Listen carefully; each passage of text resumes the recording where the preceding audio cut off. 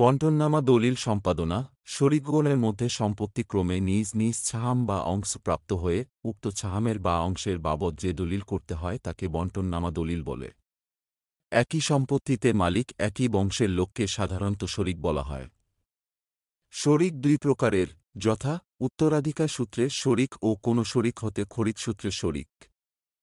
ইংরেজিতে বলা হয় co sharer by inheritance and co sharer by purchase. বণ্টননামা দলিল করবার সময় সকল শরিকগণ দলিলে পক্ষভুক্ত থেকে ও দস্তখত করে বণ্টননামা দলিল করতে হবে। কোনো একজন শরিক বাদ থাকলে বণ্টননামা শুদ্ধ হবে না। বণ্টননামা দলিল রেজিস্ট্রি করতে হবে, কিন্তু ঘরোয়াভাবে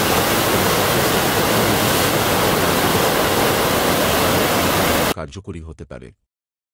যদি শরিকগণ আপোষমতে বণ্টন করতে রাজি না হন তাহলে যে কোনো শরিক বণ্টনের জন্য আদালতে নালিশ করতে পারেন।